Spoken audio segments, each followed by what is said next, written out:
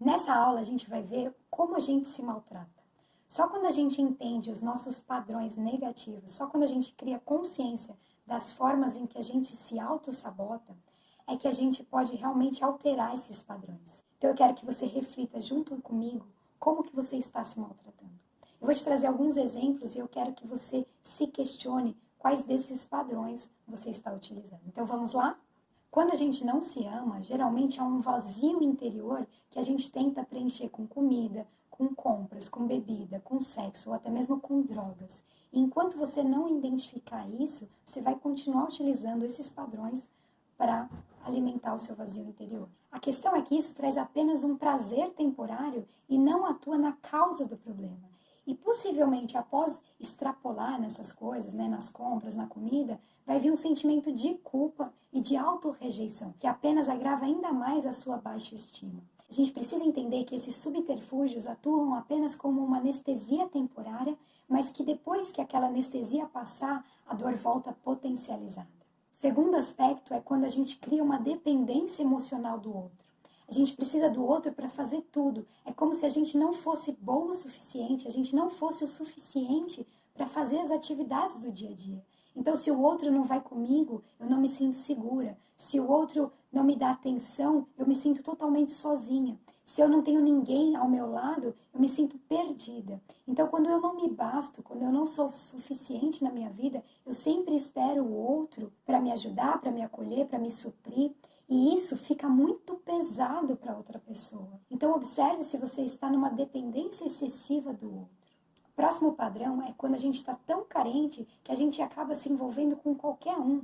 Qualquer um que nos dá um pouco de atenção acaba virando o salvador da nossa vida. E a gente nem se questiona se aquela pessoa é realmente boa o suficiente para a gente. Porque como a gente não se sente merecedora, a gente acaba recebendo aquilo que aparece. Ao invés de escolher, ao invés de dar tempo para verdadeiramente conhecer aquela pessoa em profundidade. E como o nosso vazio emocional é tão grande, mesmo que aquela pessoa faça tudo por nós, realmente nos ame, realmente nos dê atenção, nunca vai ser o suficiente para preencher o nosso vazio interior. Então a gente vai sempre querer mais e mais e mais e nunca aprende a verdadeiramente receber. E dentro desse processo de se envolver com o primeiro que aparece, muitas vezes a gente pode entrar em relacionamentos abusivos, onde o outro nos manipula, nos domina e aumenta ainda mais o nosso sofrimento, a nossa baixa autoestima. Porque quando a gente está no padrão de vítima, consequentemente a gente vai atrair para a nossa vida o abusador. E quanto eu menos recebo, mais eu me desvalorizo. Mais eu fico implorando, mais eu fico mendigando para o outro um pouco da atenção dele. Enquanto você não entender que você é digna de ser amada, que você é digna de receber amor, você vai continuar implorando e mendigando a atenção de quem não está disposto a te nutrir, de quem também é emocionalmente indisponível para aceitar o amor que você quer oferecer. E o amor não é controle, não é querer controlar o outro, não é querer fazer tudo por outro e sufocar a outra pessoa. Nós vamos falar mais sobre isso nas próximas aulas. O próximo padrão é quando a gente quer tanto ser amada que a gente não se impõe. A gente prefere não dar a nossa opinião por medo de desagradar o outro, por medo de, se eu disser não, o outro vai deixar de me amar. E com isso a gente passa por cima dos nossos próprios limites. Então a gente fica totalmente refém, totalmente vulnerável da opinião do outro, mesmo que isso contrarie a nossa própria essência. E nesse processo a gente vai se perdendo de nós mesmos, a gente vai perdendo a nossa identidade, a gente vai esquecendo quem a gente é, aquilo que a gente gostaria de fazer, dos nossos próprios objetivos, porque você abriu mão da sua própria vida para viver em função do outro, para viver os objetivos do outro, sem ao menos se questionar se aquele sonho, se aquele objetivo do outro também é o seu, se está em ressonância com você. E aprender a se amar é aprender que você dizer não para o outro não significa que ele vai deixar de te amar, caso ele te ame verdadeiramente. Quando você diz só sim para os outros, você está falando não para você mesma. O próximo padrão é quando eu não admito errar. Eu quero ser tão perfeita porque se eu for perfeita, se eu fizer tudo certo, as outras pessoas vão ter que me reconhecer. Só que dessa forma eu trago uma tensão para o meu corpo, porque eu estou sempre tentando controlar tudo. Eu estou sempre me tensionando, tensionando o meu corpo, tensionando o meu organismo para que nada saia do controle.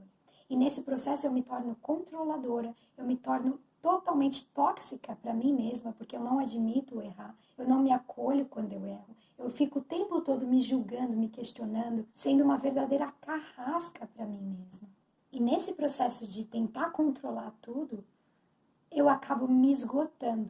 Porque imagina o quanto de energia que eu preciso para tentar controlar todas as situações. Eu estou sempre alerta, estou sempre tentando ver o que os outros estão falando, o que está acontecendo ali. Eu fico tentando controlar tudo ao meu redor e isso causa um esgotamento da minha energia.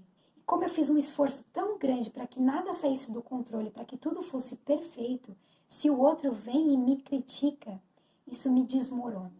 Então, quando eu quero que tudo seja perfeito, eu não consigo lidar com a crítica. Aquela crítica vai impactar totalmente a minha autoestima.